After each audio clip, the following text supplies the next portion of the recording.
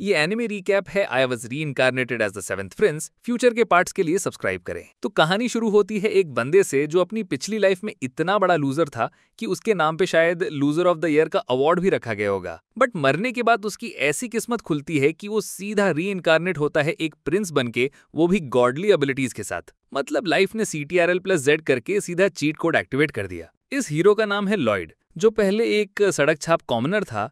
एक दिन कुछ अमीरजादे नोबल्स उसे पकड़ लेते हैं और जज, जूरी, एग्जीक्यूशनर सब खुद ही बनके उसे मौत की सजा सुना देते हैं। उसका जुर्म, वो पैथेटिक और अगली था। सीरियसली, इनके यहाँ अगली होने पे डेथ पेनल्टी है। नोबल्स उस पर हंसते हैं। भाई, पेरी मैजिक तो इतनी फुसकी है कि इससे मच्छर भी नहीं मरेगा। इसके बाद एक नोबल जो शायद खुद को मैजिक का बाप समझता है, उसकी लाइफ खत्म करने के लिए उस पर एक फायरबॉल फेंकता है। लॉयड बेचारा आग में रोस्ट होने लगता है, पर मरते मरते उसके दिमाग की बत्ती जलती है। वो नोबल की मैजिक की ब्यूटी देखकर सोचता है, वाह, काश मुझे एक और लाइफ मिले।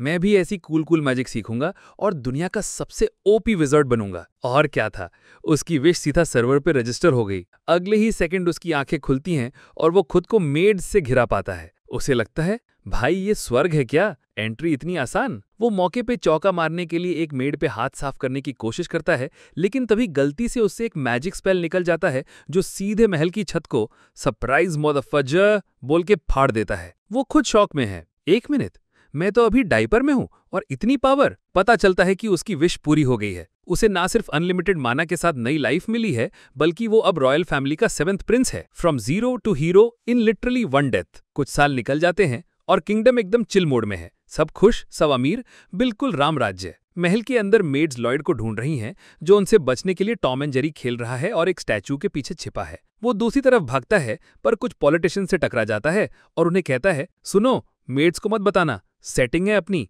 एक पॉलिटिशियन जो चापलूसी में PhD कर रखा है, उसे हंटिंग पे ले जाने का ऑफर देता है, पर लॉयड तब तक में गॉन इन 60 सेकंड्स हो चुका था। एक नीले बालों वाला बंदा उस पॉलिटिशियन को कहता है, अबे क्या बटरिंग कर रहा है, 7th प्रिंस है, उसे गद्दी नहीं घंटा मिलेगा। लेकिन एक ब्लॉन्डी उसे याद दिलाता है, चुप कर, ये वही लौंडा है जो 1 साल का होने से पहले स्पेल बुक्स पढ़ता था और एक ट्रू जेंटलमैन की तरह मैं माँ का दूध नहीं पीऊंगा बोलता था। और पैदा होते ही इसने छत में जो सुराग किया था, वो अभी तक PWD वाले ठीक कर रहे हैं। दूसरी तरफ लॉयड को क्राउन में 0 फक्स टू गिव। वो तो बस अपनी नई बॉडी एक्सप्लोर कर रहा है, जिसकी थाइज एक लड़के के हिसाब से अजीब सी थिक है। खैर, आजकल का जमाना है, कुछ भी चलता है। वो मेड्स को जूक दे के सीधा रॉयल लाइब्रेरी में घुस जाता है। वहां मैजिक बुक्स का ढेर देखकर उसकी आंखों में डॉलर नहीं, स्पेल दिखने लगता है। वो एक भारी भरकम बुक उठाता है, पर इससे पहले कि वो ज्ञान ले पाता, सिल्फा उसकी टीचर एंट्री मारती हैं और उसे खींचते हुए स्वॉर्ड प्रैक्टिस के लिए ले जाती हैं। दोनों के बीच ऐसी स्पारिंग शुरू होती है कि फ्लैश भी शर्मा जाए। पहली नजर में लगता है कि प्रिंस सिल्फा के सामने टिक पा रहा है, लेकिन सिल्फा जल्द ही उसे धूल चटा देती है। ब्रेक लेने पर लॉयड रोता है, यार रोज ये तलवार क्यों, क्राउन तो मिलना नहीं है। जिसके जवाब में सिल्फा कहती है, बेटा, लाइफ में अपनी गाड़ी खुद चलानी आनी चाहिए और खुद को प्रोटेक्ट करना। इससे फर्क नहीं पड़ता कि वो रॉयल्टी है या नहीं। सिल्फा दावा करती है कि जब से उसने 3 साल पहले उसे ट्रेन करना शुरू किया है, ये उसका लाइफ मिशन बन गया है। लॉयड पलट कर बोलता है, मैडम थोड़ा चिल करो, गेट अ लाइफ, बाहर घास वास देखो। लेकिन सिल्फा की डिक्शनरी में चिल शब्द ही नहीं है। वो फिर से अटैक कर देती है। लॉयड एकदम परफेक्ट ब्लॉक के साथ उसकी तलवार रोकता है। दोनों ऐसे लड़ने लगते हैं जैसे ये कोई एनिमे का फाइनल बैटल हो, पूरा गोकू वेजिटा वाला फील। सिल्फा मन ही मन मान जाती है कि प्रिंस काफी इंप्रूव कर गया है और एक बेहतर सोर्ड्समैन बन रहा है। लेकिन लॉयड को पता है कि सिल्फा अभी भी अपनी अल्ट्रा इंस्टिंक्ट मोड में नहीं आई है और हमेशा की तरह अपनी असली पावर रोक रही है। फिर भी उसके बराबरी करने के लिए उसे कंट्रोल टाइप मैजिक यूज करनी पड़ती है। बेसिकली वो सिल्फा के हर मूव को कॉपी पेस्ट कर रहा था। इसको कहते हैं cheating, but for a good cause था किताबें पढ़ना, और क्या। इसके बावजूद सिल्फा की एक्स्ट्रा स्ट्रेंथ, रीच और हाइट के आगे वो टिक नहीं पाता और पीछे ढकेल दिया जाता है। वो जानता था कि अगर आलसी की तरह लड़ा तो सिल्फा उसे पूरी शाम पीटी कराएगी, इसलिए वो थोड़ी और स्मार्ट वर्क करता है। वो अपनी तलवार की लेंथ बढ़ाने के लिए मैजिक यूज करता है, अपनी फोरआर्म को हल्की तरह फुला देता है और हाइट का इशू सॉल्व करने के लिए हवा में उड़ने लगता है। पूरा जुगाड़ सिस्टम ऑन। वो फिर से अटैक करता है और इस बार सिल्फा को रियलाइज होता है कि वो बहुत ज्यादा फोर्स से लड़ रहा है। दोनों एक दूसरे के अटैक्स को परफेक्टली मैच करते हैं, वार पे वार, पलटवार पे पलटवार। लॉयड एक अलग एंगल से सरप्राइज करने के लिए अपनी लेविटेशन मैजिक यूज करता है और फाइट खत्म करने के लिए फाउंटेन से नाइट्रो बूस्ट लेने का प्लान बनाता है। लेकिन सिल्फा, जो उससे 2 कदम आगे सोचती है, शांति से उसकी तलवार रोकती है। उसे कहती है, बेटा चीटिंग करते पकड़े गए, और फिर उसे जमीन पर पटककर उसके सर पे एक प्यार भरी तपली मारती है। वो उसे बताती है कि वो जानती है कि उसने तलवार की लेंथ बढ़ाने के लिए मैजिक यूज किया था और अपनी हाइट बढ़ाने के लिए लेविटेशन मैजिक भी यूज किया था, लेकिन उस पे गुस्सा होने के बजाय वो तो इंप्रेस हो जाती है। वो लॉयड की तारीफ करने लगती है कि वो एक साथ 2 अलग-अलग मैजिक स्पेल्स यूज कर सकता है और कहती है कि दरबार के सबसे बेस्ट मेजेस भी ऐसा नहीं कर सकते। लॉयड को रियलाइज होता है कि अरे, इसको तो ये भी नहीं पता कि मैंने अपनी बाजू की ताकत भी बढ़ाई थी और इसके मूव्स भी कॉपी कर रहा था, लेकिन वो स्मार्ट है इसलिए अपना मुंह बंद रखता है। उसी शाम सिल्फा उसे नहाने के लिए बाथ हाउस ले जाती है और उसका सर अपने मैसिव प्लॉट्स के बीच में रखती है। तभी दूसरी लड़कियां उसे महल में डंजन्स में रखी एक ईविल बुक की कहानी सुनाती हैं, जिसमें एक पुराने बहुत बुरे डीमन की आत्मा कैद है। ये सुनते ही लॉयड के कान खड़े हो जाते हैं। वो लड़कियों को चकमा देकर निकल जाता है। अपने इनविजिबिलिटी स्पेल का बटन ऑन करके वो कॉरिडोर से होते हुए डंजन्स के दरवाजे पर गार्डिंग कर रहे नाइट्स के पास से ऐसे निकल जाता है जैसे मिस्टर इंडिया हो। उसे फॉरबिडन लाइब्रेरी का दरवाजा मिल जाता है, पर देखता है कि उस पर कुछ प्रोटेक्टिव स्पेल्स लगे हैं। लेकिन हमारे हीरो के पास इतनी ओपी एबिलिटीज हैं कि वो इन स्पेल्स को डीएक्टिवेट कर देता है और लाइब्रेरी में घुस जाता है। इतनी सारी किताबें देखकर वो एक्साइटमेंट में बच्चों की तरह लाइब्रेरी में इधर उधर भागने लगता है और एक किताब पढ़ने का डिसाइड करता है। लेकिन इससे पहले कि वो कुछ कर पाता, किताबों के ढेर से एक किताब फट के ऊपर उड़ने लगती है और उसके अंदर से एक अजीब सा डीमन बाहर आने की कोशिश करता है, लेकिन बेचारे को प्रोटेक्टिव चार्म्स ने जकड़ रखा है। वो लड़के की तारीफ करता है, वाह बेटा बैरियर तोड़ दिया, जिस पर लॉयड कूल होकर पूछता है, अबे है कौन तू? डीमन उसे पागल कहता है और दावा करता है कि वो एंशिएंट डीमन ग्रिम है और लॉयड से पूछता है, भाई प्लीज मुझे इस किताब से आजाद कर दे। ग्रिम बेचारा आजादी की भीख मांगते हुए कहता है, देख भाई, इतने सालों में ये सील वैसे भी कमजोर हो गई है, बस थोड़ा टाइम और मैं अपने आप ही बाहर आ जाऊंगा, तू बस थोड़ी हेल्प कर दे। फिर वो उसे लालच देने की कोशिश करता है और सोने का ढेर बना देता है। लेकिन लॉयड, जो अभी से ही प्रो बन चुका है, एक सोने का टुकड़ा उठाता है और उसे अपनी उंगलियों से मसलकर राख बना देता है। वो कहता है, डूड तेरा मैजिक बहुत बेसिक और अनरिफाइंड है, ये तो बस मिट्टी से बनाया तूने। वो उस सोने को वापस धूल में बदल देता है, जिसे देखकर ग्रिम का मुंह खुला का खुला रह जाता है। लॉयड कहता है, सुनो, मैं लाइब्रेरी का बैरियर वापस लगा दूंगा, बस कुछ किताबें पढ़ लूं। ये सुनते ही ग्रिम की हवा टाइट हो जाती है। वो घबरा कर कहता है, अरे नहीं नहीं, जिस मेज ने मुझे सील किया था वो तो कब का टपक गया और मेरा इस किंगडम के लोगों से कोई पंगा नहीं है, प्रॉमिस। लॉयड उसकी सीधी सादी बातों में नहीं आता तो ग्रिम अपना आखिरी पत्ता फेंकता है। वो उसे एंशिएंट मैजिक सिखाने का वादा करता है जो किसी भी किताब में नहीं है। जैसे ही लॉयड ने सीक्रेट मैजिक सुना, उसके दिमाग के सारे सर्वर ऑन हो गए। वो तुरंत पूछता है, सच्ची पक्का सिखाएगा? ग्रिम कसम खाता है और कहता है, भाई मेरे पास बहुत मैजिक पावर है, जिससे लॉयड को अपनी पिछली लाइफ की बेइज्जती याद आ जाती है। वो अपना क्लोक हटाता है, क्योंकि सब जानते हैं थिक थाइज सेव लाइफ्स, और अपनी मैजिक से उस बैरियर को तोड़ देता है जिसने ग्रिम को कैद कर रखा था।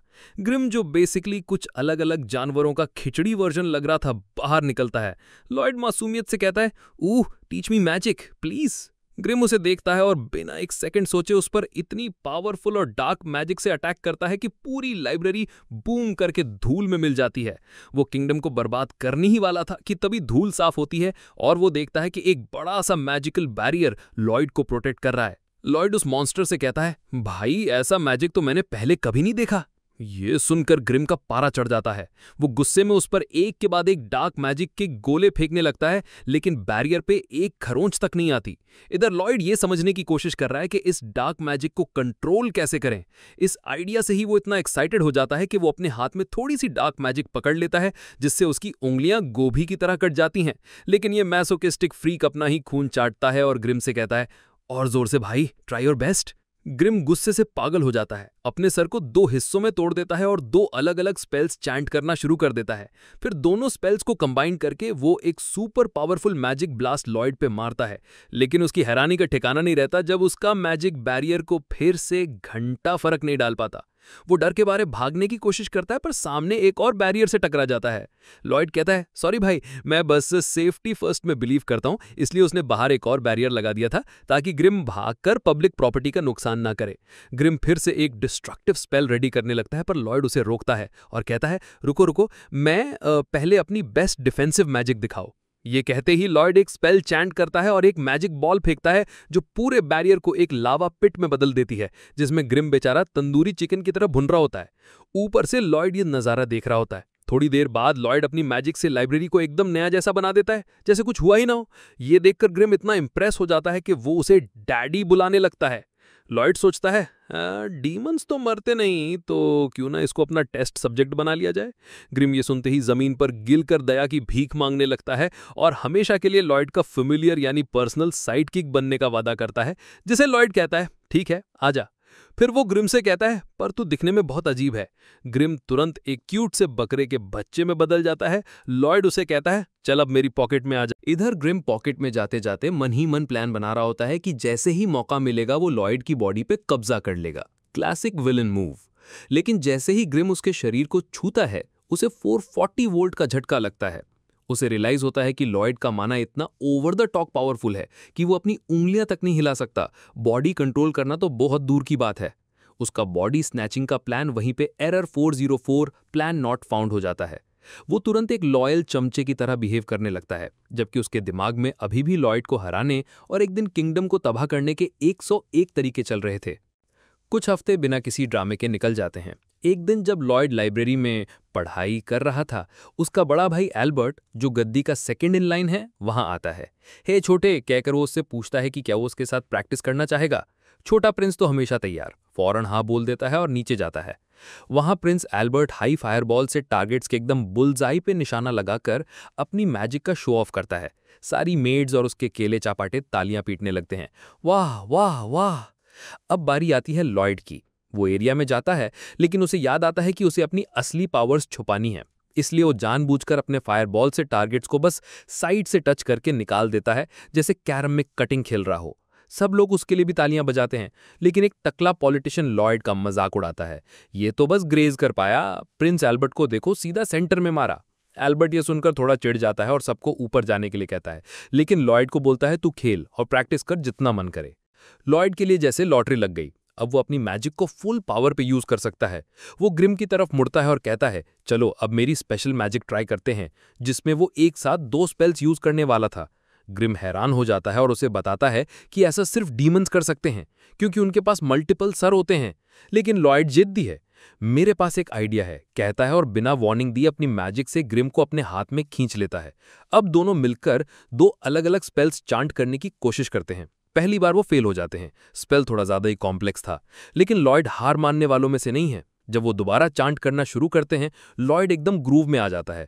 ग्रिम डर जाता है क्योंकि उसे यंग प्रिंस के अंदर से बेतहाशा माना बहता हुआ महसूस होता है। ग्रिम को रियलाइज होता है कि लॉयड सिर्फ 2 कॉम्प्लेक्स स्पेल्स ही नहीं, बल्कि 2 अलग-अलग क्लास की मैजिक को कंबाइन करने की कोशिश कर रहा है, जो एक दूसरे के आमने सामने आते हैं। आसपास की रियलिटी टूटने लगती है जब पावर 2 छोटी बॉल्स में कंडेंस होती है, जिनको वो कंबाइन करके आसमान में शूट कर देता है। एक जोरदार धमाका होता है जो पूरे किंगडम में सुनाई देता है। जब धूल साफ होती है, लॉयड देखता है कि उसने पूरा ट्रेनिंग यार्ड तबाह कर दिया है और आसमान में एक बड़ा सा छेद यानी होल हो गया है। वो डर जाता है, लेकिन शुक्र है कि वो होल थोड़ी देर में अपने आप गायब हो जाता है और सब ठीक हो जाता है। अगले दिन ग्रिम न्यूज़पेपर लेकर आता है, जिसके फ्रंट पेज पर होल इन द स्काई की तस्वीर छपी है। लेकिन लॉयड का ध्यान एक आर्टिकल पे जाता है जिसमें एक एडवेंचरिंग पार्टी को एक डंजन से ढेर सारा लूट मिला था। ये पढ़कर वो डिसाइड करता है कि उसे भी एक डंजन में जाना है। वो एक एकॉर्न का टुकड़ा निकालता है और अपनी मैजिक से खुद का एक एग्जैक्ट रेप्लिका यानी क्लोन बना देता है, जो बिल्कुल उसकी तरह काम करता है। उसके बाद वो अपने क्लोन को वापस अपने अंदर लेता है और डंजन की खोज में उड़ जाता है। पता चलता है कि ग्रिम की आधी आत्मा उस क्लोन के अंदर मैजिकली ट्रांसफर हो गई है ताकि वो महल से कम्युनिकेट कर सकें। महल में ग्रिम आईने में लॉयड के काम को एडमायर कर रहा होता है। उधर असली प्रिंस तेजी से दूर दूर तक उड़ रहा होता है। तभी उन्हें एक लड़की दिखती है जो कुछ ऑर्क से बचकर भाग रही होती है। वो ऑब्जर्व करने के लिए एक पहाड़ी पे उतरते हैं, लेकिन उनकी हैरानी का ठिकाना नहीं रहता जब वो लड़की एक स्पेशल ब्रीदिंग टेक्निक से एनर्जी गेन करती है और पहले 2-3 ऑर्क्स को एक झटके में उड़ा देती है। फिर आखिरी ऑर्क को एक काई ब्लास्ट से एक्सप्लोड कर देती है। एक ऐसी टेक्निक जिसके बारे में लॉयड ने सिर्फ किताबों में पढ़ा था। लड़की उसे तुरंत नोटिस करती है और पहाड़ पे चढ़ जाती है, ये सोचते हुए कि वो दुश्मन है। लेकिन उतनी देर में लॉयड अपनी इमिटेशन मैजिक यूज करके खुद को थोड़ा लंबा और मैच्योर लुक दे देता है। बस लड़की तो उसके लुक्स पे एकदम फिदा हो जाती है। वो खुद को टाओ, एक बी रैंक वॉरियर के रूप में इंट्रोड्यूस करती है। लॉयड उसली डंजन्स के बारे में पूछता है और उसे इम्प्रेस करने के लिए वो उसके साथ पार्टी अप करने को तैयार हो जाती है। दोनों डंजन के अंदर जाते हैं जहां वो अपने सामने आने वाले हर मॉन्स्टर को साफ करती जाती है, जबकि लॉयड वहां से चमकते हुए पत्थर कलेक्ट कर रहा होता है। थोड़ी देर बाद लंच के वक्त लॉयड उससे पूछता है कि क्या वो एनर्जी के लिए काई यूज कर रही थी। वो कहती है हाँ, और बताती है कि इसके बारे में ज्यादा लोगों को नहीं पता। जब वो ये सब समझा ही रही होती है, वो शॉक हो जाती है ये देखकर कि लॉयड सिर्फ उसे देखकर उसकी टेक्निक कॉपी करने की कोशिश कर रहा है। और तो और वो अपने अंदर एक नई तरह की एनर्जी फील करने लगता है, जिससे वो बहुत खुश होता है। बाद में वो उसे डंजन में और गहराई में ले जाती है, जहां एक मॉन्स्टर वुल्फ उन पर अटैक करता है, लेकिन वो उसे तुरंत अपने काई ब्लास्ट से मार देती है। लॉयड इससे काफी इंप्रेस होता है और दोनों मिलकर रूम के सेंटर की तरफ बढ़ते हैं, ट्रेजर चेस्ट में क्या है ये देखने के लिए। टाओ कहती है कि इस लो लेवल डंजन में कुछ खास नहीं होगा, लेकिन वो नोटिस करती है कि लॉयड लगातार काई ब्रीदिंग ट्राई कर रहा है, जिससे वो इतनी खुश हो जाती है कि वो लॉयड से शादी करने के सपने देखने लगती है। वो खुशी खुशी आगे बढ़कर चेस्ट खोलने की कोशिश करती है, लेकिन जैसे ही वो ढक्कन उठाती है, जमीन से एक काली तलवार निकलती है और उसे 2 हिस्सों में काट ही देती अगर लॉयड ने उसे सही टाइम पे धक्का ना दिया होता। तलवार उनके पीछे के पत्थरों को भी काट देती है। दोनों पूरी तरह से शॉक होकर पीछे हट के देखते हैं कि ट्रेजर चेस्ट के नीचे से एक विशाल स्केलेटन उठ रहा है, जो वहां आने वाले हर किसी को मारने के लिए तैयार है। लॉयड पूछता है कि ये क्या बला है, और टाओ का दिल डूब जाता है जब उसे रियलाइज होता है कि ये एक लिच है। वो तुरंत लॉयड की तरफ मुड़ती है, माफी मांगती है, फिर एक काई टेक्निक से उसे जोर से ब्लास्ट करके चेंबर के एग्जिट की तरफ फेंक देती है। लिच तुरंत अपनी मैजिकल ब्लेड से टाओ पर अटैक करना शुरू कर देता है। वो बस आसपास डॉज करती है और एक ब्लेड को किक करती है, जिससे उसे रियलाइज होता है कि ये लिच कितना पावरफुल है। उसे समझ में आता कि इतना स्ट्रांग मॉन्स्टर, जिसके सामने ए रैंक एडवेंचरर्स भी स्ट्रगल करें, इस लो लेवल डंजन में क्या कर रहा है। वो डिसाइड करती है कि वो लिच को डिस्ट्रैक्टेड रखेगी ताकि लॉयड कम से कम सेफ निकल सके। इस बीच लॉयड अभी भी हवा में उड़ रहा होता है और सोच रहा होता है कि टाओ ने ऐसा क्यों किया। वो अपनी बैरियर एबिलिटी से खुद को स्लो डाउन करता है और गलती से 2 छोटे मॉन्स्टर्स को क्रश कर देता है। वो अपने हाथ को देखता है और ग्रिम से बात करने की कोशिश करता है, पर उसे रियलाइज होता है कि कुछ गड़बड़ है। ग्रिम थका हुआ लग रहा था और लॉयड से कहता है कि वो जल्द से जल्द घर आ जाए। वापस बॉस रूम में टाओ जैसे तैसे लिच के सारे अटैक्स को ब्लॉक कर रही थी, लेकिन इस प्रोसेस में बुरी तरह घायल हो गई थी। उसे रियलाइज होता है कि अगर ये चलता रहा तो वो जिंदा नहीं बचेगी। वो धीरे धीरे पीछे हटने की कोशिश करती है, ये सोचते हुए कि लॉयड अब तक भाग गया होगा। तभी उसकी हैरानी का ठिकाना नहीं रहता जब लिच बोल पड़ता है और उससे कहता है कि काई मैजिक सबसे लो लेवल मैजिक है और उसने एक बार एक काई यूजर को हराकर खाया था, जिसका टेस्ट बहुत ही हॉरिबल था। उसके मुताबिक वो जिसे भी खाता है उसे उसकी नॉलेज और स्किल्स मिल जाती हैं। लिच उससे कहता है कि वो इतनी वीक है कि वो उसे खाना भी नहीं चाहता, लेकिन वो उससे लॉयड के बारे में पूछता है क्योंकि उसे उसमें कुछ अलग लगा। उसका रिएक्शन टाइम कमाल का था, जैसे उसने सरप्राइज अटैक को पहले ही देख लिया हो। ताओ उसे बताती है कि उस आदमी का नाम लॉयड था और भले ही इस रेसिस्ट कॉन्टिनेंट पे सब लोग काई टेक्निक्स को नीची नजर से देखते हैं, उसे वो बहुत फैसिनेटिंग लगी और वो उसे सीखना चाहता था। इतना कहकर वो एक गहरी सांस लेती है और मॉन्स्टर पे अटैक करना शुरू कर देती है, जबकि वो अपने बैरियर के पीछे छिपा रहता है। लिच उसका मजाक उड़ाता कहता है कि उसके वीक अटैक से उसका शील्ड कभी नहीं टूटेगा। वो लगातार हमले करती रहती, ये सोचते हुए कि उसने 5 साल की उम्र से कितनी मेहनत की है इस पोजीशन तक पहुंचने के लिए। वो अपनी पूरी ताकत झोंक देती है और बैरियर तोड़ देती है, लेकिन पाती है कि लिच वहां से गायब हो चुका है। वो थक कर जमीन पर गिर जाती है। तभी लिच पीछे से बोलता है, तुम्हारी स्ट्रेंथ तो मेरी एक उंगली की मैजिक से भी कमजोर है, तुम बहुत बोरिंग दुश्मन हो। वो कहता है कि उसने अपना टाइम बर्बाद किया और उस पर एक बड़ा सा मैजिकल शार्ड फेंकता है। जैसे ही वो सोचती है कि सब खत्म, वो शार्ड 100 टुकड़ों में बिखर जाता है। पता चलता है कि लॉयड आखिरी वक्त पे पहुंच गया और उसने अपने बैरियर से ताओ की लाइफ बचा ली। वो उससे कहता है तुमने बहुत अच्छा किया, और कहता है कि अब वो इस मॉन्स्टर को फिनिश करेगा। ताओ कंफ्यूज हो जाती है और लॉयड को देखती है, जिसके चेहरे पर एक अजीब सा जुनून दिख रहा था। वो एक फाइट के लिए तरस रहा था। लिच एक स्पेल चैंट करना शुरू करता है, लेकिन इससे पहले कि वो अटैक कर पाता, लॉयड एक काई टेक्निक यूज करके पलक झपकते ही उसके पीछे पहुंच जाता है। लिच उसकी स्पीड देखकर शॉक हो जाता है। लॉयड एक गहरी सांस लेता है और रॉक्स पर उल्टा लटक जाता है, खुद को अपने बैरियर से प्रोटेक्ट करते हुए। लिच लगातार अटैक करता रहता है, पर हर बार फेल हो जाता है। लॉयड उसके अटैक्स को इग्नोर करता है और सोचता है कि ताऊ ने उसे काई के बारे में क्या सिखाया था। वो एक गहरी सांस लेता है और केव में तेजी से दौड़ने लगता है, जबकि लिच उसके बैरियर को तोड़ने की कोशिश करता रहता है। लॉयड को रियलाइज होता है कि उसका बैरियर हवा को रोक रहा है, इसलिए वो अपने ही बैरियर को तोड़ देता है। ये देखकर लिच खुश हो जाता है और उस पर ढेर सारे मैजिक ब्लास्ट फेंकता है ताकि फाइट जल्दी खत्म हो जाए। लेकिन लॉयड एक रॉक से लटक कर एक के बाद एक सारे अटैक से ऐसे बचता है जैसे वो कोई पार्कोर एक्सपर्ट हो। आखिरकार उसे टेक्निक समझ आ जाती है और वो अपने काय को अपने माना के साथ मर्ज करके एक सुपर पावरफुल मैजिक अटैक बनाता है। वो कुछ और अटैक से बचता है और फिर वो मैजिक अटैक अपने चारों तरफ घुमाकर लिच के सारे अटैक्स को डिस्ट्रॉय कर देता है, जिससे ताओ और मॉन्स्टर दोनों हैरान रह जाते हैं। लेकिन लॉयड अभी रुका नहीं, वो कुछ और मैजिक रेजर ब्लेड्स बनाता है और उन्हें लिच पे शूट करना शुरू कर देता है। लिच उसके अटैक्स को ब्लॉक करने की कोशिश करता है, पर उसे इतनी ज्यादा मैजिक खर्च करनी पड़ती है कि वो थक जाता है। लिच हैरान है और अपनी आंखों पर विश्वास नहीं कर पा रहा। लॉयड इतनी तेजी से अटैक कर रहा था और अपनी मैजिक को हाई टेक्निक्स के साथ मर्ज करके उसने लिच की पावर्स को भी पीछे छोड़ दिया था। मॉन्स्टर के चेहरे पे कट लग जाता है, जिससे लॉयड का कॉन्फिडेंस बढ़ जाता है। वो अपने ब्लेड्स को और पतला और शार्प बनाने लगता है, जिससे लिच को अपने मैजिक बायर के अंदर छिपने पर मजबूर होना पड़ता है। लेकिन सबकी हैरानी के बीच लॉयड की सुपर स्ट्रॉन्ग मैजिक ब्लेड्स उस बैरियर को और लिच को एक साथ काट कर उसे हमेशा के लिए खत्म कर देती हैं। उसके बाद जब वो ट्रेजर चेस्ट देखते हैं तो उसमें सिर्फ एक पुराना सा चाकू मिलता है, जिसमें ताओ को कोई इंटरेस्ट नहीं था। लॉयड पूछता है कि क्या वो उसे ले सकता है और वो मान जाती है। लेकिन तभी पूरा डंजन कांपने लगता है, जिससे लॉयड शॉक हो जाता है। टाओ उसे बताती है कि ये नॉर्मल है। जब भी किसी डंजन का ट्रेजर लूट लिया जाता है, केव कोलैप्स हो जाती है और डंजन हमेशा के लिए गायब हो जाता है।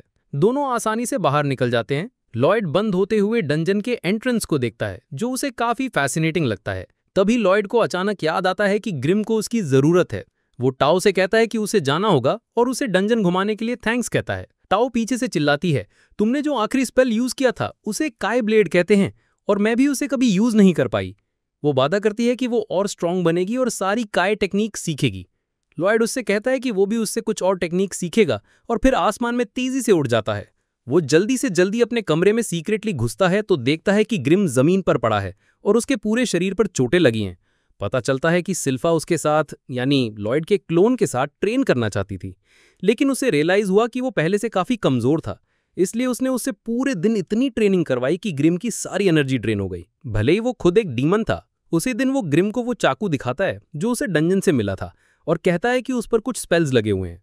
वो तुरंत पानी लेता है और एक स्पेशल मैजिक से चाकू पर लगे सारे मैजिक इंचैंटमेंट्स को धीरे धीरे साफ करने लगता है। ग्रिम उसे बताता है कि मैजिक इंचैंटमेंट्स काफी रेयर और मुश्किल होते हैं, लेकिन लॉयड डिसाइड करता है कि वो खुद वेपन्स को इंचैंट करना सीखेगा। वो पानी को प्योरीफाई करता है जिसमें इंचैंटमेंट था और रियलाइज करता है कि उसे ऑयल, सिल्वर और कुछ वेपन्स चाहिए प्रैक्टिस के लिए। वो अपने पिता से थोड़ा सिल्वर मांगता है जो वो खुशी खुशी दे देते हैं, लेकिन सिल्फा कहती है कि वो उसे ऑयल तभी देगी जब वो उस पर एक हिट लैंड कर पाएगा। दोनों की स्पारिंग शुरू हो जाती है। लॉयड पूरी कोशिश करता है सिल्फा की स्किल्स को मैच करने की और उसके पीछे से निकलने के लिए अपनी एक्सेलरेशन टेक्निक भी यूज करता है, लेकिन सिल्फा उससे बच जाती है। लॉयड तुरंत एक अर्थ स्पेल से कुछ बैरियर्स बनाता है, लेकिन वो उन्हें भी तोड़ देती है और लॉयड को अपनी बाहों में पकड़ लेती है। भले ही वो मैच हार गया, सिल्फा उसे फिर भी ऑयल दे देती है क्योंकि वो बस इस बात से खुश थी कि उसने पिछले दिन से बेहतर परफॉर्म किया। ग्रिम और लॉयड अपने सीक्रेट डंजन में जाते हैं और सारे सिल्वर कॉइन्स को पिघलाते हैं। फिर ऑयल का यूज करके उसमें मैजिक डालते हैं, जिससे एक सोल्यूशन बनता है जो उन्हें इंचैंटमेंट में हेल्प करेगा। आखिरी चीज जो उन्हें चाहिए वो है वेपन्स, इसलिए वो अपने बड़े भाई एल्बर्ट के पास जाता है और उसे बताता है कि वो इंचैंटमेंट प्रैक्टिस करना चाहता है। एल्बर्ट तुरंत अपने गार्ड्स को उसे कुछ वेपन्स देने का ऑर्डर देता है और गार्ड्स वहां इतने सारे वेपन्स रख देते हैं जितने उनके पास थे। सब मन ही मन रो रहे थे, ये सोचते हुए कि उनके वेपन्स बर्बाद हो गए क्योंकि इंचैंटिंग सुपर हार्ड है और एक 10 साल का बच्चा ये कभी नहीं कर सकता। लॉयड और ग्रिम वेपन्स को नीचे डंजन में ले जाते हैं और उन पर इंचैंटमेंट अप्लाई करना शुरू कर देते हैं, लेकिन स्टील इतना स्ट्रांग नहीं था और सैकड़ों टुकड़ों में टूट जाता है। लॉयड हार नहीं मानता और ट्राई करता रहता है, कई वेपन्स तोड़ता है, जबकि ग्रिम और उसका क्लोन उसकी मदद करते हैं और उसे चाय लाके देते हैं। आखिरकार वो एल्बर्ट के पास वापस जाता है और रिपोर्ट करता है कि 120 तलवारों में से वो 50 को सक्सेसफुली इंचैंट कर पाया, बाकी सब टूट गए। एल्बर्ट हैरान रह जाता है क्योंकि ए लैंकर इंचैंटर्स का सक्सेस रेट सिर्फ 10% होता है।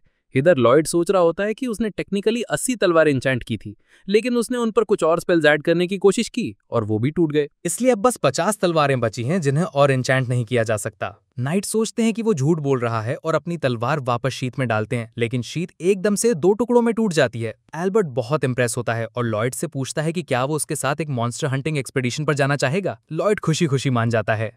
अगली सुबह एल्बर्ट और उसकी पार्टी एक कैरेज में महल से निकलते हैं, जबकि लॉयड अंदर शांति से सो रहा होता है। वो सुंदर खेत खलिहानों और गेहूं की मीठी खुशबू के बीच से गुजरते हैं। आखिरकार लॉयड की नींद खुलती है और वो ग्रिम को चेक करता है, जो वो चिल कर रहा था। थोड़ी देर बाद एल्बर्ट फॉरेस्ट के एंट्रेंस की तरफ इशारा करता है, जिसे देखकर लॉयड बहुत एक्साइटेड हो जाता है। वो सिल्फा से पूछता है कि क्या उन्हें आसपास मॉन्स्टर्स मिलेंगे। वो शांति से जवाब देती है कि ज्यादातर मॉन्स्टर्स झील के पास मिलते हैं, फॉरेस्ट में नहीं। फिर वो उससे पूछती है कि क्या उसे अपनी आउटिंग पसंद आ रही है। लॉयड काफी खुश लग रहा था, क्योंकि उसे महल से बाहर घूमने का मौका आसानी से नहीं मिलता, और वो ये भी देखने के लिए एक्साइटेड था कि उसके एन्चेंटेड तलवारें कैसा परफॉर्म करती हैं। अचानक सिल्फा अपनी तलवार निकालती है, जिससे एल्बर्ट डर जाता है। उसे लगता है कि उसने कुछ गलत कह दिया, लेकिन सिल्फा कहती है कि आसपास मॉन्स्टर्स हैं, और जस्ट ऑन क्यू झाड़ियों से ढेर सारे मॉन्स्टर्स, जिन्हें कोबल्ट्स कहते हैं, निकल आते हैं और लॉयड की कैरेज को घेर लेते हैं। सिल्फा तुरंत नीचे कूद जाती है, जबकि नाइट्स प्रिंस के चारों तरफ एक प्रोटेक्टिव वॉल बना लेते हैं। लॉयड अटैक से सरप्राइज होने का नाटक करता है, लेकिन ग्रिम कहता है कि उसे इन मॉन्स्टर्स के प्रेजेंस के बारे में तब से पता था जब से वो फॉरेस्ट में घुसे थे। पता चलता है कि लॉयड स्पेक्ट्रल डिटेक्शन यूज करने की कोशिश कर रहा था, एक काई टेक्निक जो उसने हाल ही में सीखी थी, जिससे उसे किसी भी दुश्मन की लोकेशन का पता चल जाता है। ग्रिम इससे बहुत इंप्रेस था, क्योंकि एक बहुत डिफिकल्ट टेक्निक मानी जाती है, लेकिन लॉयड पिछले 24 घंटों से उसे लगातार यूज कर रहा था। कोबल्ट्स और नाइट्स आपस में भिड़ जाते हैं, लेकिन सबकी हैरानी के बीच तलवार मॉन्स्टर के आर्मर को मक्खन की तरह काट देती है। ये देखकर नाइट्स भी डर जाते हैं, जिन्होंने पहले कभी इतनी शार्प तलवार यूज नहीं की थी। ज्यादातर मॉन्स्टर्स को मारने के बाद भी वो इस बात से डरे हुए थे कि वो गलती से खुद को न काट लें। एल्बर्ट लॉयड की तलवारें इतनी परफेक्टली एन्चेंट करने के लिए उसकी तारीफ करना शुरू कर देता है कि ए रैंक एन्चेंटर्स भी उसके सामने कुछ नहीं है। सिल्फा भी मॉन्स्टर की लाशों के ढेर पे खड़े होकर उसकी तारीफ करती है, भले ही लॉयड ने उसकी तलवार एन्चेंट नहीं की थी। अचानक एक भटका हुआ कोबल्ट झाड़ियों से निकलता है और लॉयड पे अटैक करने की कोशिश करता है, लेकिन शुक्र है टाओ कहीं से प्रकट होती है और मॉन्स्टर को किक मार के दूर फेंक देती है। वो लॉयड को ढूंढने लगती है, क्योंकि उसे किसी के काय मैजिक यूज करने का एहसास हुआ था, लेकिन क्योंकि लॉयड अपने बच्चे वाले फॉर्म में था, वो उसे पहचान नहीं पाती। अचानक कोबल्ट रिकवर होकर उस पर फिर से अटैक करता है, लेकिन सिल्फा तुरंत उसे मार देती है और टाओ को कहती है पीछे हटो और लॉयड को इतने कैजुअली मत छुओ। दोनों के बीच में कैट फाइट शुरू होने ही वाली थी, लेकिन एल्बर्ट दिन बचा लेता है और टाओ से कहता है कि अगर वो चाहे तो झील तक उनके साथ आ सकती है। वो झील के किनारे पहुंच जाते हैं, आसमान में चांद निकल आता है। एल्बर्ट टाओ को लॉयड की जान बचाने के लिए थैंक्स कहता है, लेकिन वो अभी भी कंफ्यूज लग रही थी काय मैजिक के निशान ढूंढते हुए। लॉयड राहत की सांस लेता है कि उसका राज नहीं खुला और अपने टेंट में चला जाता है, लेकिन तभी एक ओवर प्रोटेक्टिव सिल्फा उसे गले से पकड़ लेती है। ये देखकर टाओ सिल्फा को क्रीप कहती है, जिससे सिल्फा गुस्सा हो जाती है। दोनों में आपस में बहस होने लगती है, जबकि नाइट सोचते हैं कि उनकी तो लॉटरी लग गई और स्वर्ग में पहुंच गए हैं। जब वो लड़कियों को घेर कर उनकी फाइट देखने लगते हैं, लॉयड वहां से चुपके से निकल जाता है, ये सोचते हुए कि ये तो महल से भी ज्यादा सफोकेटिंग माहौल है। एल्बर्ट लॉयड से बात करना शुरू करता है और उसे लड़कियों से सावधान रहने को कहता है, क्योंकि रिलेशनशिप्स बहुत स्कैरी हो सकती हैं। इस बीच लड़कियां लड़कों को लड़के होने के लिए उनकी ऐसी धुलाई करती हैं कि उन्हें दिन में तारे दिख जाते हैं, जो शायद उन्हें पसंद भी आया हो।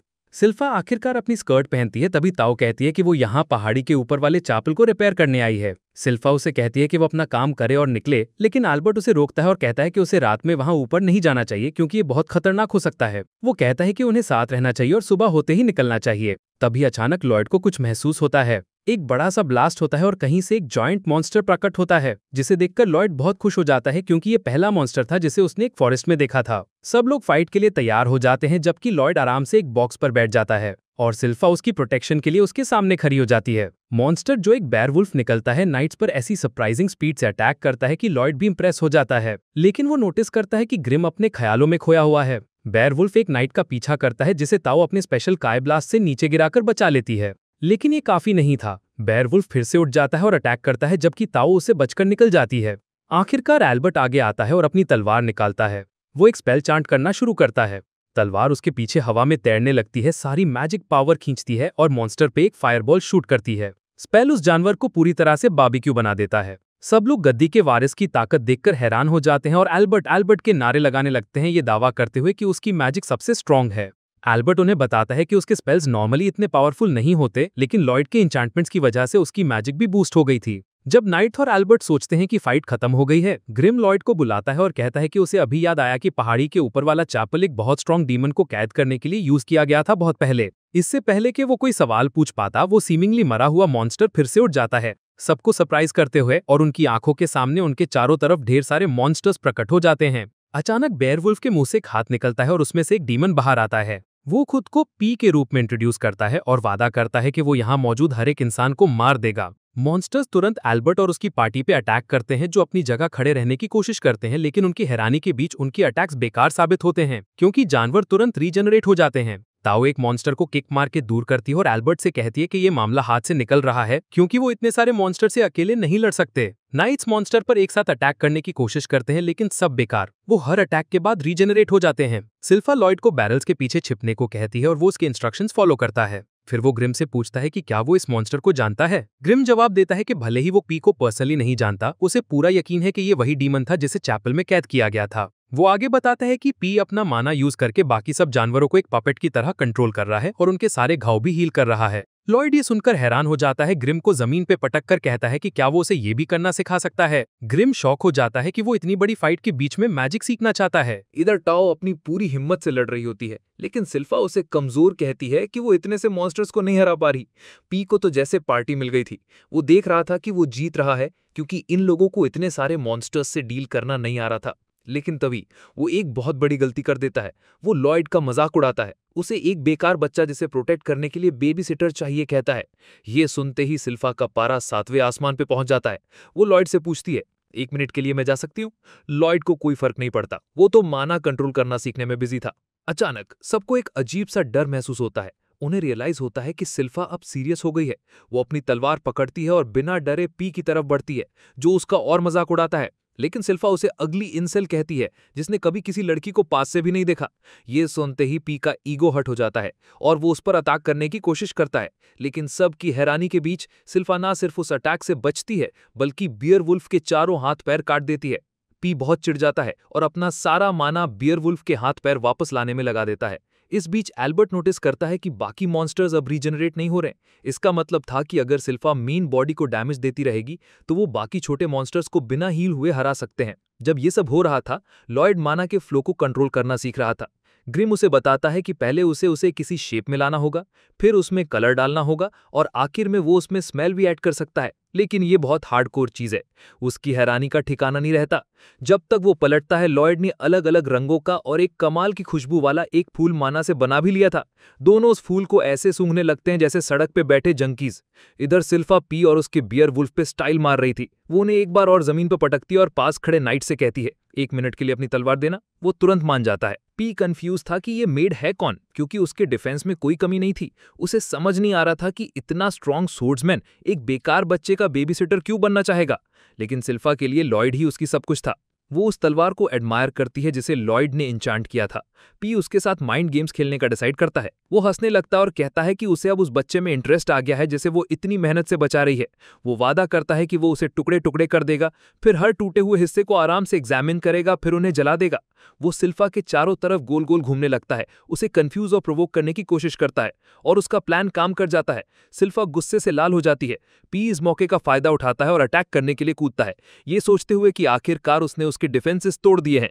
लेकिन उसकी हैरानी का ठिकाना नहीं रहता जब सिल्फा अचानक उसके सामने मॉन्स्टर के मुंह के अंदर प्रकट होती है और पूछती है, तुम किससे लड़ रहे हो? पी इतना शॉक हो जाता है कि उसके मुंह से आवाज नहीं निकलती। तभी सिल्फा अपनी तलवार मॉन्स्टर के मुंह के आर पार कर देती है और उसे 2 हिस्सों में चीर देती है। फिर वो हवा में चांद के सामने जंप करती है, एक बार और डाइव करती है और बियर वुल्फ का सर काट देती है, जिसके अंदर से असली डीमन बाहर निकलता है। डीमन पूरी तरीके से अपना कंट्रोल खो देता है और अटैक करने की कोशिश करता है, लेकिन सिल्फा उससे एक कदम आगे थी। वो बीस्ट के सर से पीछे कूदती है और डीमन के आंख और मुंह में तलवार घोंप देती है और फिर बियर वुल्फ के शरीर को पूरी तरीके से चीर देती है। छोटे छोटे टुकड़ों में वो पी को बाहर फेंकती है, जो बेचारा अब पूरी तरह से नंगा था। फिर वो एक और सॉलिड स्ट्राइक मारती है जो पी के शरीर को चीरती हुई उसे जमीन में गाड़ देती है। सब लोग डर से कांपने लगते हैं। उन्होंने सिल्फा को इतना गुस्से में पहले कभी नहीं देखा था। यहां तक कि लॉयड भी सिल्फा की असली ताकत देखकर हैरान था और सोचता है, बाप रे, अगर ये फुल पावर मोड में चली गई तो मैं भी इससे नहीं जीत सकता। लेकिन सिल्फा का फोकस सिर्फ एक टारगेट पर था। वो धीरे धीरे उस अधमरे पी की तरफ बढ़ती है और कहती है, तैयार हो जा उस तलवार की कोल्ड टच फील करने के लिए जिसे उस लड़के ने बनाया था जिसे तूने मारने की धमकी दी थी। सिल्फा डीमन से कहती है, सिंपल सरेंडर कर दे क्योंकि मैं तुझे जिंदा छोड़ने के मूड में बिल्कुल नहीं हूं। लेकिन उसकी हैरानी का ठिकाना नहीं रहता जब पी बस स्माइल करता है और अपने मुंह से एक अजीब सी पिंक गैस छोड़ना शुरू कर देता है। ये गैस मॉन्स्टर्स की रीजनरेशन को नाइट्रो बूस्ट दे देती है, जो फिर से सिल्फा पे पीछे से अटैक करने की कोशिश करते हैं। लेकिन एल्बर्ट और ताओ एक पावर ब्लास्ट से उन्हें वहीं ढेर कर देते हैं। एल्बर्ट अपनी ट्रूप्स को ऑर्डर देता है, सिल्फा के चारों तरफ एक प्रोटेक्टिव लाइन बनाओ ताकि वो पी से आराम से निपट सके। लेकिन तभी वो काली सी स्मोक उन तक पहुंच जाती है और अचानक सब लाइट्स आउट होकर जमीन पर गिर जाते हैं। ताओ रियलाइज करती है कि ये गड़बड़ है। यहाँ तक कि सिल्फा जैसी स्ट्रॉन्ग लड़की भी इस डेमोनिक गैस से डील नहीं कर पा रही थी और घुटनों पर आ जाती है। पी उठता है और अपने पंख फैलाता है। वो कहता है, 1 सेंचुरी से ज्यादा हो गया है जब से मैं उस श्राइन से निकला हूं, और तब से वो मॉन्स्टर्स कलेक्ट कर रहा था जिन्हें सिल्फा ने अभी अभी डिलीट कर दिया है। ये सोचकर उसे गुस्सा आ जाता है और वो उसके चेहरे पर एक सीधा घूंसा मारता है, जिससे वो समुद्र में जा गिरती है। एल्बर्ट बेचारा उसे बुलाने की कोशिश करता है, पर उसके शरीर में इतनी भी ताकत नहीं बची थी। डीमन ऊपर उड़ता है और दावा करता है, जो भी इस डेमोनिक गैस को सांस लेगा उसकी सारी स्ट्रेंथ गायब हो जाएगी और वो नॉकआउट हो जाएगा, जिससे उसे मारने के लिए फ्री टाइम मिल जाएगा। लेकिन वो सिल्फा की तारीफ करते हुए कहता है, पर ये लड़की इतनी आसानी से हारने वालों में से नहीं है। वो कहती है, तुम्हारी गैस में बहुत बदबू है, जिससे वो चिढ़ जाता है और उसे एक किक से खत्म करने की कोशिश करता है। थैंक गॉड ताओ सही टाइम पे पहुंचती है और किक को ब्लॉक कर लेती है, सिल्फा की लाइफ बचाते हुए। डीमन कंफ्यूज हो जाता है, ये लड़की अभी तक बेहोश क्यों नहीं हुई। ताओ सिल्फा से पूछती है, तुम खड़ी हो सकती हो, लेकिन सिल्फा कहती है, अपने काम से काम रखो, मैं इसे खुद डील कर लूंगी। ताओ उस पर चिल्लाती है, झूठ मत बोलो, तुम तो हिल भी नहीं पा रही हो। सिल्फा उसे बीच में काटती है और कहती है, भागकर लॉयड के पास जाओ और मेक श्योर कि वो सेफ है, और फिर बेहोश होकर पानी में गिर जाती है। पी सिल्फा की स्ट्रेंथ की तारीफ करता है, कहता है कि वो जिंदा सबसे स्ट्रॉन्ग फाइटर्स में से एक होगी। अचानक वो उसके पीछे प्रकट होता है और एक क्रीपी चेहरे के साथ पूछता है, अब बताओ तुम पर इस स्मोक का असर क्यों नहीं हो रहा। वो उसे किक मारने की कोशिश करती है, लेकिन वो बच जाता है और तुरंत अपनी टेंटिकल से उसका पैर पकड़ लेता है, उसे एक इलेक्ट्रिक शॉक देता है। वो उसे उल्टा पकड़ लेता है और रियलाइज करता है कि वो एक अजीब सी ब्रीदिंग टेक्निक यूज कर रही है जो उसे उसकी स्मोक से बचा रही है। वो पूछता है, जब मौका था तो भागी क्यों नहीं। ताओ प्रिटी प्रिविलेज में बिलीव करती है और तुरंत उसके चेहरे पर एक घूंसा मारती है जैसे एलेक्स पेरेरा, और कहती है, मैं तुम्हारे जैसे अगली इंसान की गुलाम कभी नहीं बनूंगी। वो ऊपर कूदती है और अपना सबसे पावरफुल स्पेल यूज करती है। एक इतना स्ट्रॉन्ग झटका लगता है कि पी पानी में जा गिरता है। उसे रियलाइज होता है कि शायद ये गलती थी, क्योंकि उसे काउंटर अटैक करने से पहले अपनी ब्रीदिंग रिकवर करनी थी। लेकिन बैड लक ने पीछा नहीं छोड़ा। एक डॉग मॉन्स्टर पीछे से उस पर अटैक करता है और उसे पूरा निगलने की कोशिश करता है। वो जैसे तैसे उसके जबड़े को खुला रखती है और रियलाइज करती है कि मॉन्स्टर्स हेल्थ पोशन पीकर पहले ही रीजनरेट हो चुके हैं। तभी डीमन जाग जाता है और कहता है, तुम्हारी पूरी पार्टी तो ट्रैश थी, यहां बस तुम और वो सोर्ड वुमन ही काम के हो, इसलिए मैं तुम दोनों को अपने साथ ले जाऊंगा। वो तुरंत अपनी मैजिक स्मोक को फुल ब्लास्ट पे रिलीज करता है और उससे कहता है, हार मान ले और मेरी मिनियन बन जा। लेकिन उसकी हैरानी का ठिकाना नहीं रहता जब लड़की होश में रहती है और कहती है, मैं अपनी प्रिंस इन शाइनिंग आर्मर को आसपास फील कर सकती हूं और वही मुझे हिम्मत दे रहा है। पी डॉग को ऑर्डर देता है, इसे खा जाओ, और मॉन्स्टर उसे जिंदा निगल जाता है। वो आसपास देखता है और सोचता है, बैटल जीत ली गई है, अब है पे बैक टाइम। वो बेहोश सिल्फा को पानी से बाहर निकालता है और दावा करता है, तुमने मेरे बहुत सारे मिनियंस को मारा, अब तुम्हें इसकी कीमत चुकानी होगी, मेरी पर्सनल मिनियन बनकर। वो कहता है कि वो उसे अपनी मैजिक स्मोक से भर देगा और उसे अपनी अटेंडेंट बना लेगा जब तक वो मर ना जाए। इस बीच लॉयड अभी भी बैकग्राउंड में चिलिंग कर रहा था और पी से पूछ रहा था, वैसे तुमने इन मॉन्स्टर्स को कंट्रोल कैसे किया। पी घमंड से बताता है, जब ये सब छोटे छोटे पप्स थे, मैंने इनके पेरेंट्स को मार दिया और फिर अपनी मैजिक स्मोक से इनकी बॉडी पर कंट्रोल कर लिया, सिंपल। अचानक से उसे याद आता है, 1 मिनट, यहां तो किसी को होश में नहीं होना चाहिए था। ये सोचकर उसकी फट जाती है और वो पलटकर देखता है कि लॉयड एक डॉग वुल्फ के साथ फेच खेल रहा है। वो लॉयड से पूछता है, तू मेरी स्मोक में इतनी आसानी से बिना किसी डैमेज के कैसे घूम रहा है। तभी पी नोटिस करता है कि ग्रिम भी एक डीमन है। वो पूछता है, तू इस छोटे बच्चे को प्रोटेक्ट कर रहा है और इसका मजाक उड़ाने लगता है। यार, एक डीमन होकर बेबी सिटर बन गया, कितना नीचे गिरोगे। ये सुनकर ग्रिम को गुस्सा तो बहुत आता है, लेकिन वो जानता है कि पी वैसे भी जिंदा नहीं बचने वाला, इसलिए वो अपना गुस्सा पी जाता है। वो कहता है, मैं तुझे एक फेलो डीमन के नाते कुछ एडवाइस देने वाला था, लेकिन अब मैं बस तुझे दर्द में मरते हुए देखना चाहता हूं। पी इस पर हंसता है और अपने डीमन डॉग्स को भेजता है, जाओ इस लड़के को चीर फाड़ दो। लॉयड ये देखकर काफी खुश लग रहा था। उसे अपनी नई नई सीखी हुई माना ट्रांसम्यूटेशन मैजिक ट्राई करने का मौका जो मिल गया था। ग्रिम उसे बताता है कि इसके लिए उसे थोड़ा माना खर्च करना होगा, लेकिन लॉयड को इससे कोई फर्क नहीं पड़ता। वो अपना माना आउटपुट फिक्स करता है और उसे यूज करके फूलों का एक गर्म और सॉफ्ट बेड बना देता है। ये मॉन्स्टर्स को डीमन के कंट्रोल से डिस्कनेक्ट कर देता है और उन्हें वो गर्माहट याद दिलाता है जो उन्हें अपने परिवार के साथ महसूस होती थी और कैसे पी ने उनके पेरेंट्स को मारा था। पी इतना हैरान रह जाता है कि वो बस देखता रहता है कि कैसे लॉयड उसके मॉन्स्टर डॉग से घिरा हुआ है और उन सबको प्यार से सहला रहा है। लॉयड फिर एक डॉग के पास जाता है और उसे कहता है, चलो उगल दो जो खाया था। डॉग तुरंत एक बेहोश ताऊ को अपने मुंह से बाहर निकालता है।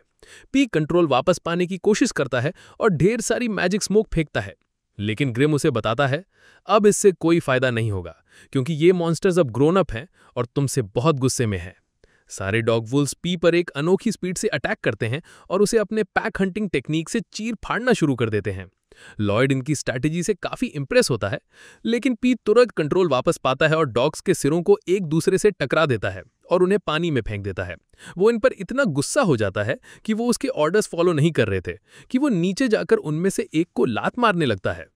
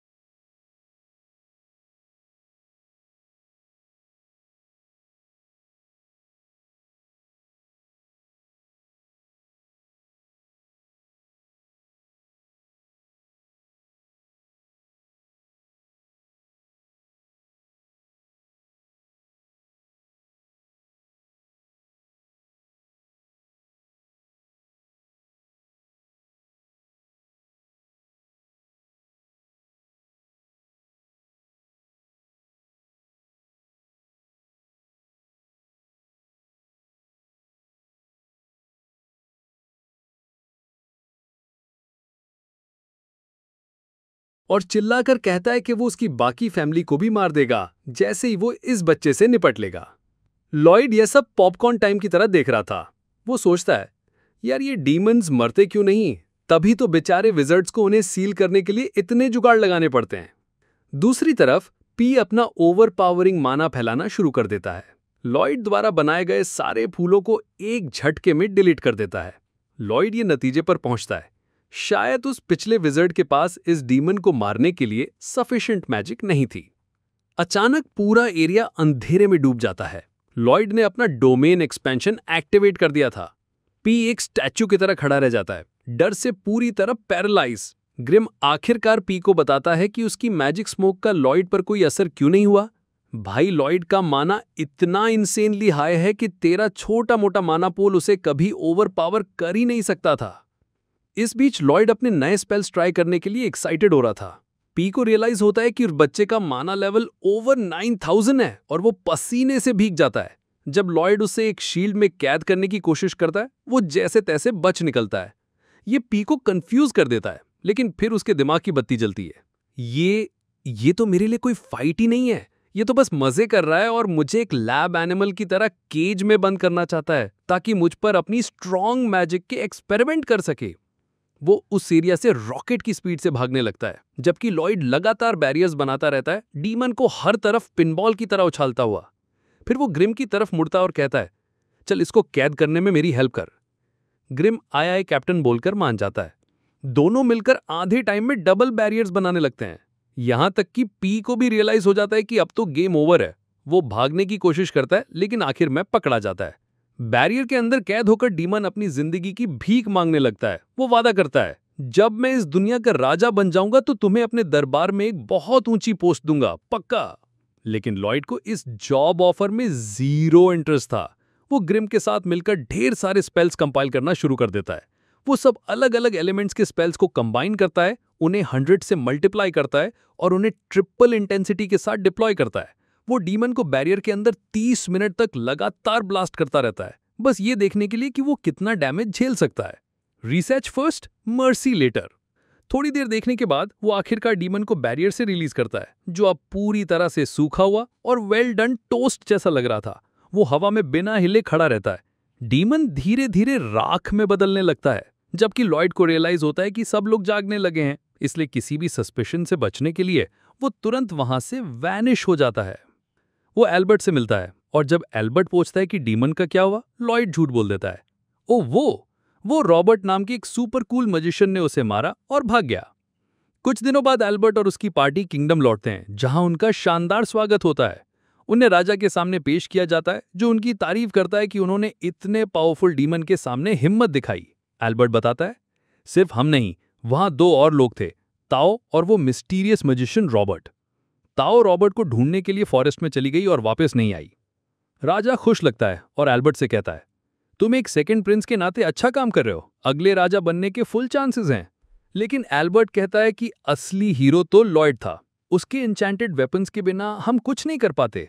सबकी हैरानी के बीच वो राजा से कहता है कि लॉयड को भी किंग बनने की रेस में शामिल किए जाए, और राजा मान जाता है। वो सब उसकी तरफ दौड़ते हैं और उसे एक ग्रुप हग देते हैं, जब तक वो पूरी तरह से थक कर चूर नहीं हो जाता। बाद में लॉयड, सिल्फा और शीरो घर लौटते हैं। सिल्फा चाहती है कि वो उसके साथ ट्रेन करे, पर लॉयड का मूड नहीं था, ना, नॉट टुडे। तभी अचानक एल्बर्ट एक हीरो की तरह एंट्री मारता है और उसे बचा लेता है। वो कहता है, मुझे अपने छोटे भाई से कुछ जरूरी बात करनी है। सिल्फा उसे मना नहीं करना चाहती, लेकिन प्रिंस एल्बर्ट के सामने उसकी एक ना चली। एल्बर्ट लॉयड से कहता है कि वो उसे किसी से मिलवाना चाहता है, और वो कोई था, चौथा प्रिंस डायान। वो उसे देखकर थोड़ा हैरान हो जाता है। वो डायान के ब्लैकस्मिथ वर्कशॉप जाते हैं, जो एक छोटे से तालाब के बीच में बना था। वहां वो लॉयड से उसके सोर्ड एन्चेंटमेंट्स के बारे में बात करना चाहता है। डायान अपने हथौड़े से टेबल पर थंब करता है और कहता है, मुझे यकीन नहीं होता कि तुम्हारे जैसा बच्चा ऐसा कर सकता है, इसलिए मैं तुम्हें एक्शन में देखना चाहता हूं। लॉयड बेचारा नर्वस हो जाता है। एल्बर्ट उसे बताता है कि जब से डायान 10 साल का था, वो ब्लैक स्मिथिंग सीख रहा है और उसे इंचेंटिंग में बहुत इंटरेस्ट है। ये सुनकर डायान फ्लस्टर्ड हो जाता है और लॉयड से कहता है, चलो काम शुरू करो। लॉयड उसे दी गई तलवार लेता है और डायान की ईगल आईज के नीचे उस पे एन्चेंटमेंट्स करना शुरू कर देता है। वो जल्दी काम खत्म कर लेता है और डायान जो देखता है उससे उसके होश उड़ जाते हैं। लॉयड न सिर्फ मास्टर एन्चेंटर से ज्यादा फास्ट और एक्यूरेट था, बल्कि उसने तलवार पर इतने स्पेल्स डाल दिए थे जो ह्यूमनली पॉसिबल ही नहीं था। डायान अपने भाई के स्किल से इतना इंप्रेस होता है कि उसे ट्रू जीनियस मान लेता है। वो उसे ऊपर उठा लेता है और कहता है, तुम्हारी हेल्प से मैं अपना अल्टीमेट मैजिक स्वॉर्ड बनाने का सपना पूरा कर सकता हूं। लॉयड क्यूरियस हो जाता है। डायान बताता है कि मैजिक स्वॉर्ड तब बनती है जब गर्म स्टील को फॉर्जिंग प्रोसेस के दौरान ही इंचांट किया जाता है। इससे तलवार और भी पावरफुल हो जाती है, और इस जुगाड़ के लिए एक स्किल्ड स्मिथ और इंचांटर को साथ काम करना पड़ता है। डायान कहता है कि मेरे पास मैजिक का कोई टैलेंट नहीं है, और मैं समझता हूं कि जिन लोगों के पास मैजिक नहीं होती वो कैसा फील करते हैं। इसलिए मैं मैजिक स्वॉर्ड्स बनाना चाहता हूं, ताकि हर कोई बस अपनी तलवार घुमाकर कूल मैजिक स्पेल्स यूज कर सके। लॉयड को अपने भाई के सपने में कोई खास इंटरेस्ट नहीं था, लेकिन उसे प्रोडक्शन प्रोसेस में बहुत इंटरेस्ट था, और वो खुशी खुशी उसकी हेल्प करने को तैयार हो जाता है। दोनों जल्दी काम शुरू कर देते हैं और लॉयड एफ बॉय अप्रेंटिस की यूनिफॉर्म पहन लेता है। डायान कहता है कि वो एक ऐसी तलवार बनाएंगे जिसमें फायर बॉल मैजिक स्टोर्ड हो। लॉयड सजेस्ट करता है, क्यों ना एक हाई लेवल फायर मैजिक डालें। डायान कहता है वो काम नहीं करेगा। हाई लेवल स्पेल में 14 पार्ट्स होते हैं और एक मैजिक स्वॉर्ड मैक्स 5 पार्ट्स ही होल्ड कर सकती है। लॉयड कहता है नो प्रॉब्लम। वो हाई लेवल स्पेल को कंप्रेस करके सिर्फ 2 पार्ट्स में कन्वर्ट कर देता है। वो इंचेंटमेंट बनाता है और उसे गर्म स्टील स्लैब पर डालता है, जो बेचारा इतने कॉम्प्लेक्स स्पेल के वजन से टूट जाता है। लॉयड स्पेल को सिंप्लीफाई करने का डिसाइड करता है और नए इंचेंटमेंट्स बनाता है। अचानक डायान सिल्फा और शीरो को बाहर से झांकते हुए नोटिस करता है और उन्हें अंदर हेल्प के लिए बुला लेता है। नए इंचेंटमेंट्स थोड़े ज्यादा स्टेबल थे, लेकिन जैसे ही डायान तलवार को फोल्ड और शेप करने की कोशिश करता है, पिघला हुआ स्टील फिर से बाय बाय बोलकर टूट जाता है। लॉयड सबका टाइम और एफर्ट बर्बाद करने के लिए गिल्टी फील करता है और सोचता है, यार इतना सिंप्लीफाई करने के बाद भी ये स्पेल काम क्यों नहीं कर रहा है। ग्रिम शीरो के फर से बाहर निकलता है और लॉयड को टेंस देखता है। तभी उसकी नजर उस इंचेंटमेंट लिक्विड पे पड़ती है जिसे वो यूज कर रहे थे।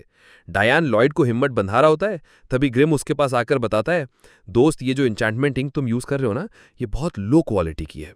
यहां तक कि डायान भी मानता है, हाँ सस्ती थी इसलिए खरीद ली, और पाता है कि उसमें मॉन्स्टर कोर का अमाउंट बहुत कम है, जो एक अच्छी मैजिक स्वॉर्ड बनाने के लिए नॉट एनफ था। डायन के पास भी कोई एक्स्ट्रा मॉन्स्टर कोर नहीं पड़ा था। लॉयड सोचता है, लगता है अभी डंजन क्लियर करना ही पड़ेगा। सिल्फा, जो उसके दिमाग को पहले ही पड़ चुकी थी, सजेस्ट करती है कि उन्हें डंजन हंटिंग पर जाना चाहिए। लॉयड बेचारा फ्लस्टर्ड हो जाता है और अपनी रॉयल इमेज बचाने की कोशिश करता है। अरे मेरे जैसा प्रिंस एक डंजन में कैसे जा सकता है। लेकिन सिल्फा बताती है कि उसने पहले ही किंग से परमिशन ले ली है। उनका भी यही मानना है कि लॉयड को दुनिया एक्सप्लोर करने से उसके कैरेक्टर डेवलपमेंट में हेल्प मिलेगी। अगले दिन वो एडवेंचरस गिल्ड जाते हैं। लॉयड उसे देखकर एकदम वाव हो जाता है। रिसेप्शनिस्ट कैटरीना उनका स्वागत करती है और उन्हें आगे का पेपर वर्क देती है, अगर वो एडवेंचरस के रूप में रजिस्टर करना चाहते हैं तो। कुछ दिन बाद लॉयड ने सक्सेसफुली शीरो को कुछ कूल ट्रिक्स सिखा दी थी, जैसे शेक हैंड करना और पिछले पैरों पर खड़ा होना। सिल्फा इस पर तालियां बजाती है, लेकिन लॉयड अभी भी सेटिस्फाइड नहीं था। शीरो अभी भी कॉम्प्लेक्स कमांड्स फॉलो करने में स्ट्रगल कर रहा था, जैसे अपने भौंकने की पिच बदलना। वो कहता है, मैंने अपने माना में कमांड्स डालकर उस जायंट फरबॉल को भेजे, लेकिन उसे समझ ही नहीं आ रहा कि उन कमांड्स को मतलब क्या है। सिल्फा सजेस्ट करती है, क्यों ना तुम किसी ऐसे से बात करो जो मॉन्स्टर्स को टेम करने में एक्सपर्ट हो। दोनों को रियलाइज होता है कि उन्हें किसके पास जाना चाहिए। वो शख्स जो शीरो को कंट्रोल करने में उनकी हेल्प कर सकती थी, वो थी प्रिंसेस एलिस, जो अपने गार्डन टावर में रहती थी। ये टावर हर तरह के जीव जंतुओं से भरा था, जो सब एकदम शांति से रहते थे। ग्रिम गार्डन टावर देखकर स्टन रह जाता है और लॉयड से पूछता है, भाई ये एलिस नाम की लड़की कौन है जो इतने सारे क्रीचर्स को एक साथ कंट्रोल कर सकती है? लॉयड बताता है, वो छठी प्रिंसेस है और मेरी बड़ी बहन। उसे हर तरह के जानवर पसंद है। अचानक एक लायन कब वहां आती है और लॉयड पर कूद जाती है, उसके साथ कडल करने लगती है। लॉयड उससे कहता है आराम से, लेकिन वो अचानक उसे किस करती है और उसे नॉकआउट कर देती है। सिल्फा ये देखकर पैनिक हो जाती है और उसे एक रिवाइविंग किस देने की तैयारी करती है। तभी एलिस की मेड एरिस उसे डांटने आती है। एलिस कहती है, मैं खुद को रोक नहीं पाई, मेरा भाई बहुत क्यूट है। जब सब शांत हो जाते हैं, लॉयड उसे बताता है कि वो उस बियरवुल्फ के लिए उसकी मदद लेने आया है, जिसे उसने हाल ही में अडॉप्ट किया है। एलिस शीरो के साथ कडल करती है। सिल्फा कहती है, चलो अब वापस चलते हैं। ऐसा नहीं लगता कि एलिस हमारी हेल्प कर सकती है, लेकिन लॉयड उसे एक चांस देना चाहता है। वो एलिस से कहता है कि वो उन्हें अपने मॉन्स्टर्स में से एक दिखाए। वो कहती है, मैंने पहले ही एक को समन कर लिया है। अचानक एक लंबा और सुंदर मॉन्स्टर वहां आता है, हाथ में एक हेयर बैंड लिया। वो उसे लूरू, एक लेसर फेनर जो बेयरवुल्फ से रिलेटेड एक एडवांस स्पीशीज है, के रूप में इंट्रोड्यूस करती है। लॉयड हैरान था क्योंकि उसे मॉन्स्टर के आने का एहसास ही नहीं हुआ था, और इससे भी ज्यादा शॉकिंग ये था कि उसने सिल्फा का हेयर बैंड चुरा लिया था बिना उसे पता चले। और तो और उनमें से किसी ने भी एलिस को उसे कमांड देते हुए नहीं देखा। अब लॉयड का इंटरेस्ट जाग गया। वो तुरंत एलिस से पूछता है, तुम अपने मॉन्स्टर से बिना कोई साइन दिखाए कैसे कम्युनिकेट करती हो? एलिस कहती है, किसी भी जानवर से कम्युनिकेट करने के लिए सबसे इंपॉर्टेंट चीज है प्यार। ये जवाब सुनकर सब थोड़ा बैफल्ड हो जाते हैं। एलिस कहती है, अगर दिल में प्यार हो तो कोई भी किसी भी मॉन्स्टर को समझ सकता है, और तभी उसके सारे पेट्स उसे घेर लेते हैं। मेड एरा लॉयड से माफी मांगती है और कहती है, प्रिंसेस एलिस जानवरों के मामले में गॉड लाइक रिज वाली जीनियस है, कोई भी उनसे कुछ नहीं सीख सकता। प्रिंसेस ये सुनकर खुश नहीं होती और दावा करती है, नहीं, कोई भी दिल में प्यार के साथ वो कर सकता है जो मैं करती हूँ। वो कहती है कि उन्हें बस उसे फील करना है और अपनी फीलिंग्स को रिलीज करना है। ये दरअसल एक कमांड था उसके पेट्स के लिए कि वो सिल्फा और आयरिस के साथ थोड़ी मस्ती करें। क्रीचर्स उनके कपड़े फाड़ देते हैं। सिल्फा बेचारी फ्लस्टर्ड हो जाती है और लॉयड से वापस चलने को कहती है, क्योंकि प्यार से क्रीचर्स को कमांड करना उसे बिल्कुल एब्स्ट्रैक्ट और बेकार की बात लग रही थी।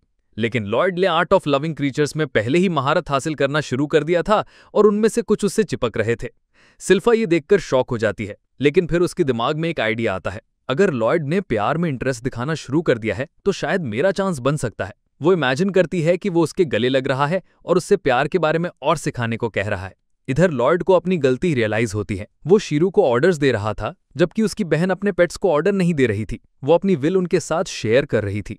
जब एलिस ने पहले क्रीचर्स को कमांड किया था, लॉयड ने उसका मेनॉर सीधे उसके सर से उनके सर में रिलीज होते हुए फील किया था। इस तरह वो आसानी से वो शेयर कर सकती थी जो वो चाहती थी, और उन्होंने उसे परफेक्टली एग्जीक्यूट किया। लॉयड अपना मैना फोकस करता है, इमेजिन करता है कि वो शीरू से क्या करवाना चाहता है, और फिर वो विजुअल्स सीधे शीरू के दिमाग में भेज देता है।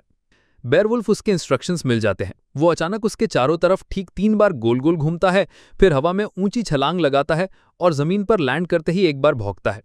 लॉयड इंस्ट्रक्शंस को परफेक्टली एग्जीक्यूट करने के लिए शीरू के फर को प्यार से सहलाता है। आयरिस 7th प्रिंस के जीनियस को देखकर स्टन्ड रह जाती है और सिल्फा थोड़ी डिसअपॉइंटेड थी कि उसके सपने सच नहीं हुए। एलिस हालांकि अपसेट थी कि लॉयड चीजों को इतना ओवर कॉम्प्लिकेट कर रहा है। वो दावा करती है, ये विल या मैना के बारे में नहीं है, बस जानवरों से प्यार करो ताकि वो तुम्हारे दोस्त बन जाएं। लॉयड कहता है, प्यार भी एक इंपॉर्टेंट फैक्टर है, उसके बिना जानवर इंसान की नहीं सुनेंगे और इंसान उन्हें समझ नहीं पाएगा। वो कहता है कि प्यार सच में एक वंडरफुल चीज है। ये सुनकर वहां खड़ी तीनों लड़कियां उसकी क्यूटनेस से पिघल जाती हैं। सिल्फा की एडवाइस पर लॉयड फॉर्म को ईमानदारी से भरता है। फिर रिसेप्शनिस्ट उसे क्रिस्टल बॉल देती है जो उसकी पावर को मेजर करेगी और उसे रैंक देगी। उसे याद आता है कि उसने अपनी पिछली लाइफ में भी क्रिस्टल बॉल यूज किया था और उसने उसके शरीर से एक हल्की सी पर्पल लाइट निकाली थी क्योंकि उसके पास कोई मैजिक नहीं था। लॉयड 90% श्योर था कि अगर वो इस क्रिस्टल बॉल को अपनी फुल पावर मेजर करने देगा तो वो बूम करके एक्सप्लोड हो जाएगी और बहुत ज्यादा अनवांटेड अटेंशन अट्रैक्ट करेगी। इसलिए वो अपने मैना को इतना कंप्रेस करता है कि वो उसकी असली एबिलिटीज का सिर्फ 1% रह जाता है और क्रिस्टल बॉल को छूता है। क्रिस्टल बॉल दिखाती है कि उसकी मैजिक A रैंक है, लेकिन बाकी सब एबिलिटीज F- रैंक है। ओवरऑल उसे E- रैंक मिलता है। बिल्डिंग में मौजूद सभी एडवेंचरर्स उस पर हंसने लगते हैं, क्योंकि सबसे कमजोर एडवेंचरर्स भी D रैंक से शुरू करते हैं। लेकिन कटारिना हैरान थी, क्योंकि लॉयड की मैजिक A रैंक थी, जो एक एक्सपीरियंस्ड मेज के बराबर थी। उसे विश्वास था कि वो सिल्वर ब्लेडर नाम के शख्स के बाद सबसे प्रॉमिसिंग एडवेंचरर है। एडवेंचरर्स ट्रिगर हो जाते हैं और रिसेप्शनिस्ट से पूछते हैं, तुमने इस बच्चे की लेजेंडरी सिल्वर ब्लेडर से तुलना करने की हिम्मत कैसे की, जिसने मॉन्स्टर्स के ढेर को कागज की तरह फाड़ दिया था और फिर A रैंक एडवेंचरर बनने के बाद अचानक गायब हो गया था। सिल्फा अपना गुस्सा कंट्रोल करती है और कटारिना से उन्हें एक डंजन में एंटर करने के लिए क्वेस्ट देने को कहती है, लेकिन वो बताती है कि उन्हें एक डंजन को चैलेंज करने के लिए कम से कम एक B रैंक एडवेंचरर की जरूरत है। सिल्फा कहती है कि वो खुद को री-रजिस्टर करेगी, तभी अचानक एक आदमी उसके कंधे पर हाथ रखता है। उससे कहता है कि वो उस बच्चे को छोड़ दे और उसके साथ चले। अगले ही पल सिल्फा उसकी आधी मूंछ काट देती है और सब पैनिक हो जाते हैं। कटारिना उन्हें बताती है कि सिल्फा ही वो वेरी सिल्वर ब्लेडर है। अगर आपको ये वीडियो पसंद आया तो अगले पार्ट के लिए सब्सक्राइब जरूर करें।